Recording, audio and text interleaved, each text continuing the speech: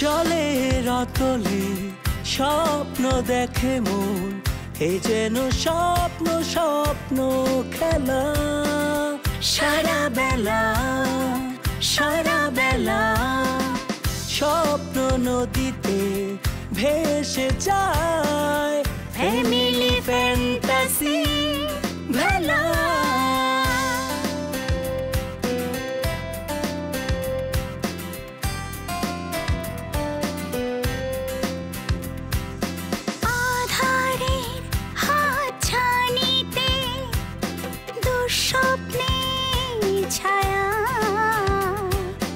থমকে যায় সময় ঘড়ি, জানি সুখ তুমি ফিরবে বাড়ি।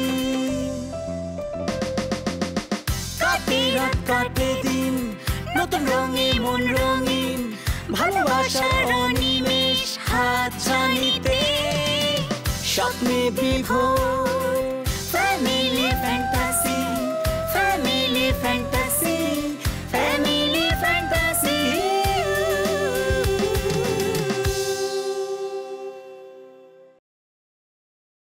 কিন্তু হ্যারে নিয়ে এই কদিন থাকমু কই? থাকার তো জায়গা নাই। ঢাকা শহরে এই একটা সমস্যা, ইচ্ছা করলে তোমার 3 বেলা বিরিয়ানি খাওয়া রাখতে পারো, কিন্তু থাকার জায়গা তো ঢাকা শহরে খুব সমস্যা।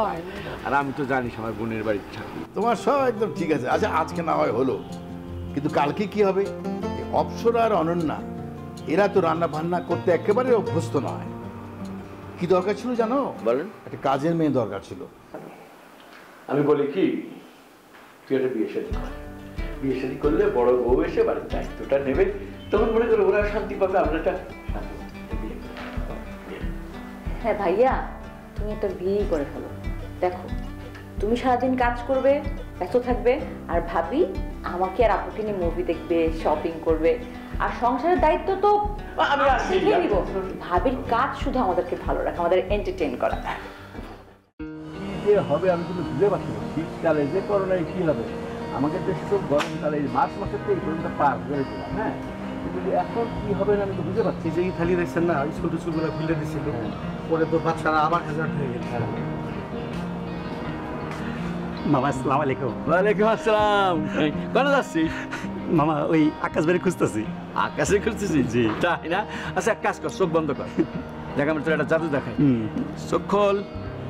ও আকাশ ভাই, দেখছিস? কি অবস্থা ভাই? এই তোরা তো দেখি বেশ ভালো জুটি বানাই ফেলেছিস। হ্যাঁ, যে রিঙ্কুরে কি বাদ দিয়ে নিজেরা একটা দল বানাইছিস নাকি? না না ভাই, ওই হয়েছে কি, ওই যে একটু দুজনে মিলে একটু সুখ দুঃখের কথা কই, মনটা একটু হালকা হয় আর কি। রিঙ্কুবের লোক একটু ওই বাধ্য হয়ে চলতে হয়, কথা না শুনলে চট থাপ্পড় মাইরা দেয়, আর সারাক্ষণ প্যারেশানির মধ্যে রাখে। এগুলো কি ভালো লাগে মামা? বুঝতে পারিস, রিঙ্কু ছেলেটা মানুষ হলো না রে। এরকম একটা ভালো বংশের ছেলে, ফ্যামিলির অবস্থা ভালো, কিন্তু ঠিকঠাক মতো লেখাপড়া করলো না। দুনিয়ার সব 2 নম্বরের চিন্তা ভাবনা ওর মাথার মধ্যে। ওরা যে মানুষ হবে না এটা বুঝে ফেলিলাম আমি। হইব কেমনে ভাই? সারা দিনেই কোনো না কোনো একটা দান্দার মধ্যেই থাকে। ও তো আপনারা একটু ভয় পায়, আপনি একটু ঠিক করে দেন। ওরে না, ওরে চিনিস? ওরে আমি চিনি, মানে ও আছে ইবলিসের সিবলিস।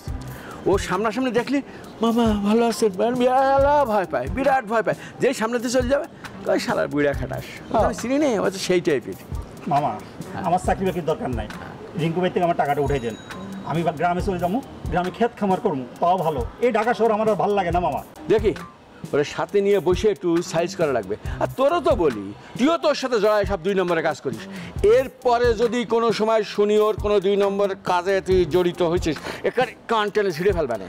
ভাইজান আপনি তো সব জানেন, আমি কেন যে ওর সাথে তাল মিলিয়ে চলি আপনি জানেন না। আজব একটা শহর, এই শহরের মানুষজন দেখে না বোঝা যায় না মনের মধ্যে কি চলতেছে, মুখের মধ্যে কি।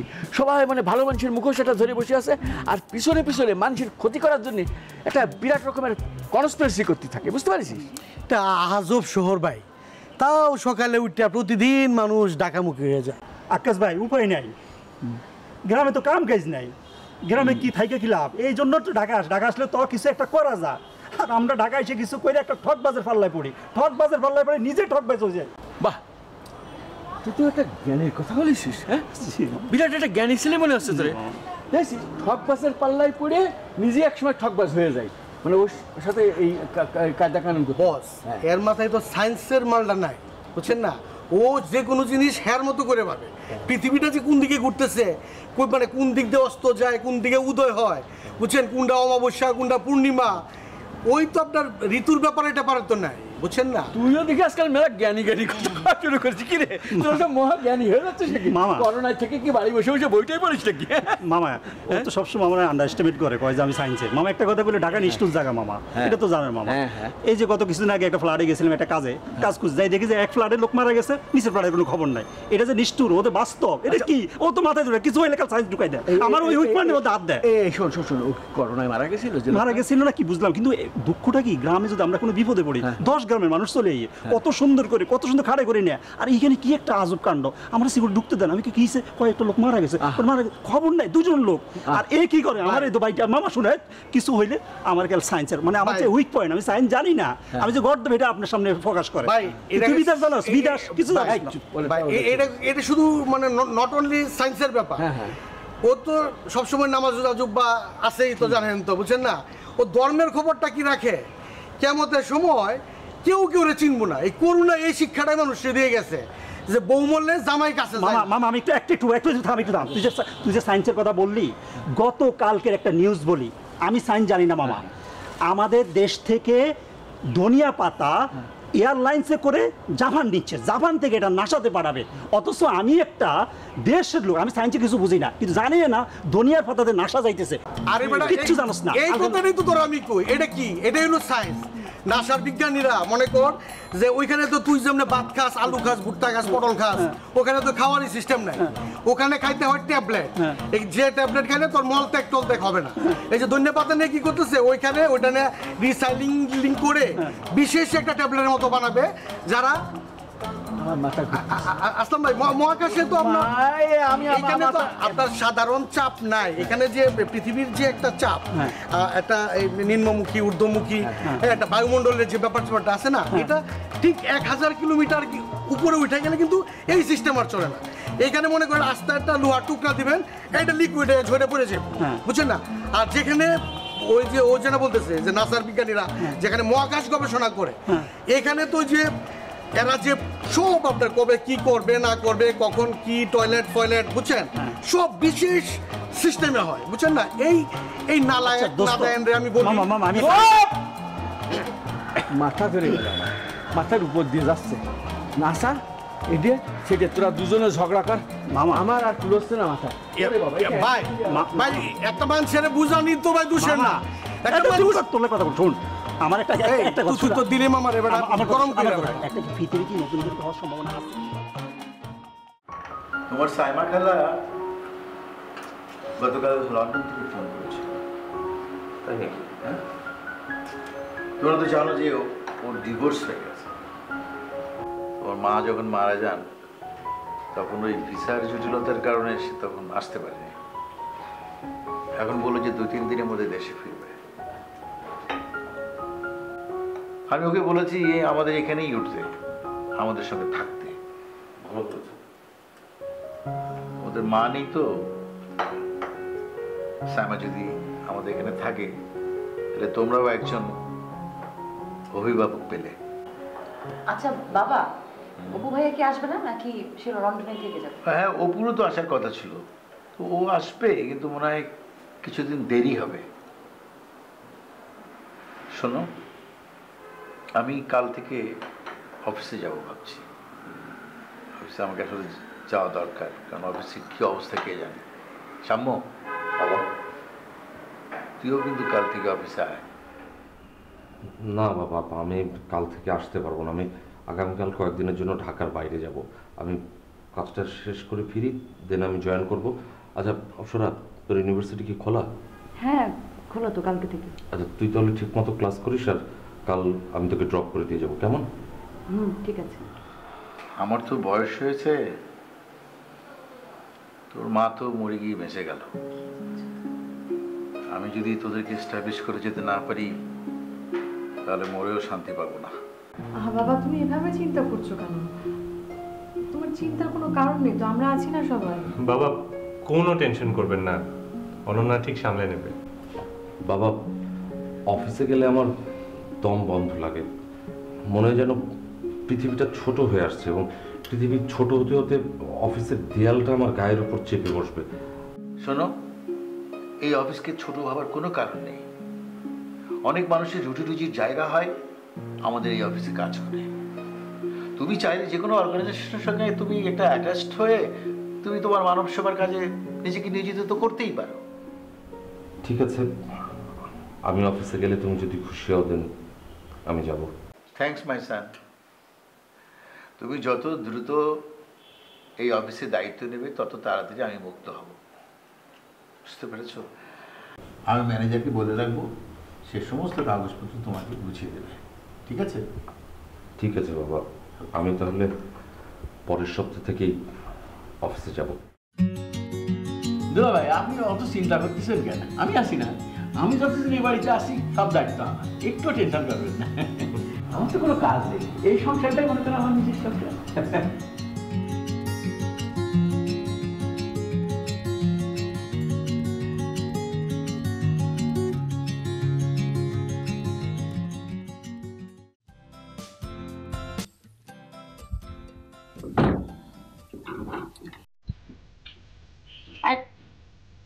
আমি তোমার টাকা চুরি করবো নাকি?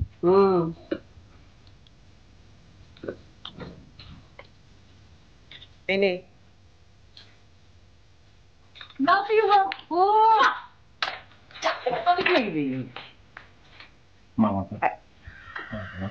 মা আমি জানি না তুমি ওকে কত দিয়েছো কিনা, আমারটা কই মা, আমাকে তো দাও না।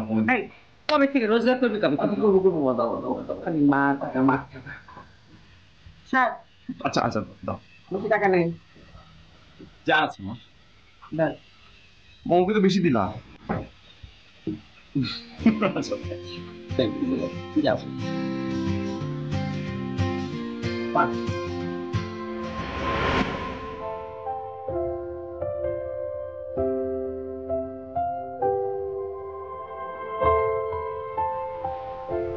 অপসরা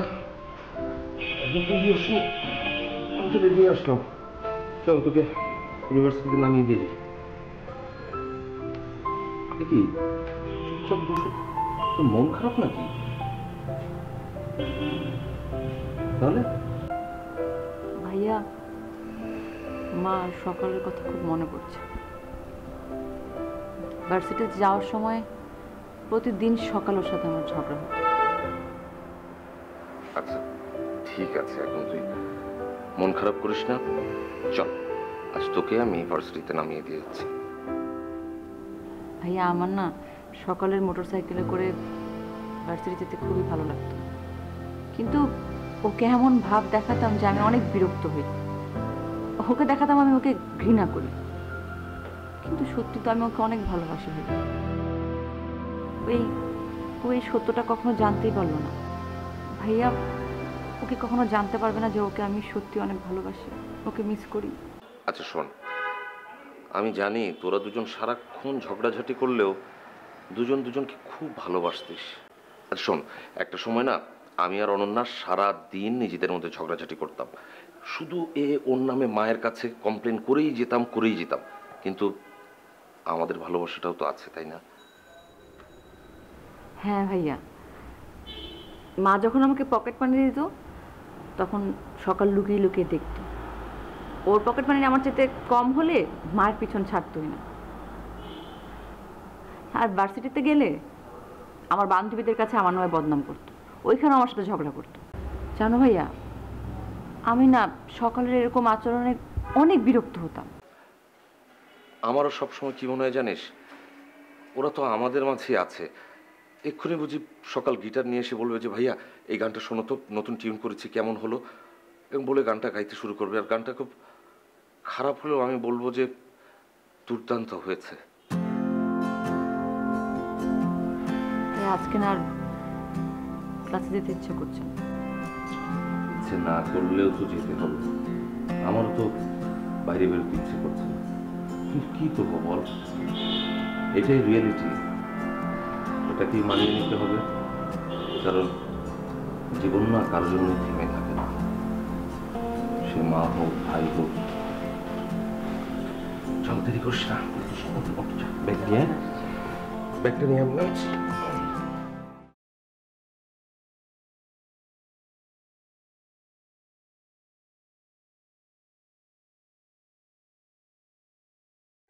মই আজকে তোমার লেগে শাস্তি দেহ তোমার কেমন লাগতেছে? আরে কোন দিক থেকে কোন দিকে দেখি, বরাবরই তো তুমি সুন্দর, আর তোমার স্বাস্থ্য হবে কেন বোকা? কা তুই না মরে লই আজকে বাইরাতে যাইবা, চিড়িয়াখানা যাবা? আহারে সে তো যাবোই, আর তোমার না স্বাস্থ্য গেলে কি সমস্যা হয় তুমি জানো না?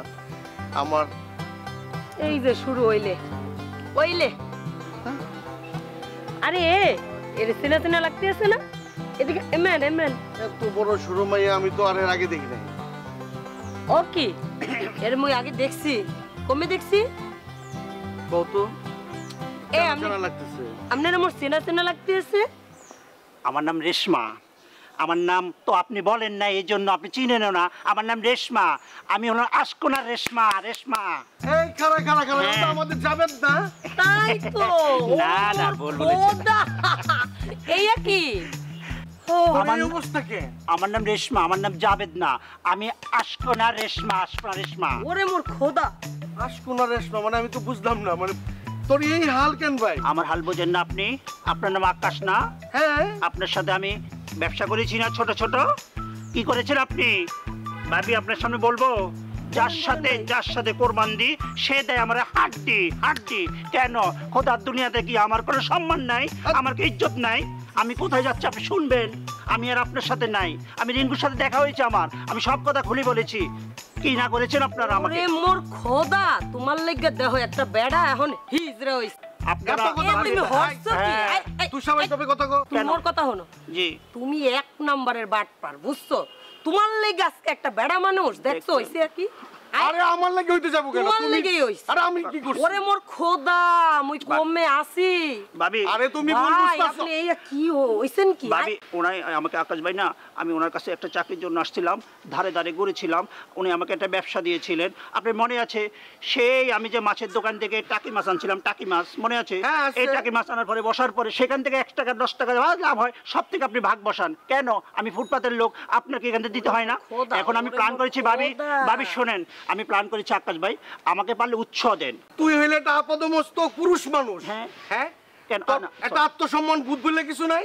কেন? আরে বেটা, যারা সৃষ্টিগতভাবে যারা থার্ড জেন্ডার, যারা হিজড়া, তারা এটা করুক, ঠিক আছে? হ্যাঁ। কিন্তু তুই একটা বিপদে পড়ে চাকরি পারস নাই, ব্যবসাটি করতে পারস নাই, বিদেশে মার খাইছস, হ্যাঁ। এই জন্য তুই হিজড়া হয়ে বেটা সমাজের ইজ্জত মারবি? কেন হিজাকে অন্যায় করেছে? আয় বেটা দাঁড়া ভাই, তোরে আমি চিনি, আমার একটা চীনা মানুষ, সে বিপদে যাক সেটা তো আমি হইতে দিতে পারি না। তুই ভাঙে পড়ছিস কেন বেটা? নেপোলিয়নের যুদ্ধের ইতিহাসটা তোর মনে নাই? জানি। তুই হইলি সেই আগামীর নেপোলিয়ন। জাভেদ প্লিজ, তুই আমার পরিচিত মানুষ ভাই, আল্লাহর দোহাই লাগে তুই ছাড়। হ্যাঁ, তুই এগুলো সব ছেড়ে দে, আমি তোর আবার ব্যবস্থা করতেছি। সব বুঝতে পেরেছি। এই তুই কি বুঝতে পারছিস? খোদা মোর স্বামী, ও মোর আকাশ, এতদিন এক ভালো কথা কইছো ভাই। ইয়া বাদ দেন ভাই, ইয়ে করা ঠিক না, বুঝছেন? আসলে মানে বিপদ হয়, সবারই বিপদ হয় দুনিয়াতে। দুনিয়ার যত মানে মানুষ আছে সবারই একটু একটু একটু বিপদ আছে। ও আজকে একটা ভালো কথা কইছে, মোর প্যারানটা ভরে গেছে ভাই। ইয়ে করে না ভাই। ভাবি বাদ দেন। আমি সব কথা শুনেছি আকাশ ভাই, আমি শুনেছি সব কথা, কিন্তু আমার একটা লাস্ট কথা শুনবেন। আমি যেই বাসটার প্ল্যানটা করি, যে বিজনেসে যাই, প্রথমে আমি টেস্ট করি, ফেল করলে আমি আবার আপনাদের মাঝে চলে আসবো, কিন্তু আমাকে ধরতে দেবেন না। পেটের মেয়ে এই বেটা দাঁড়া, এটা কি বিজনেস নাকি বেটা? এটা 80 এই চলো। বলে জোসনা ফাঁকি দিয়েছে। এই পেটের মেয়ে জোসনায় আমায় ফাঁকি আয়, কাগজ বন্ধ করে গেল, আয় বন্ধ কর। দিয়েছে। আমি আপনাদের সাথে বাই। অসভ্য।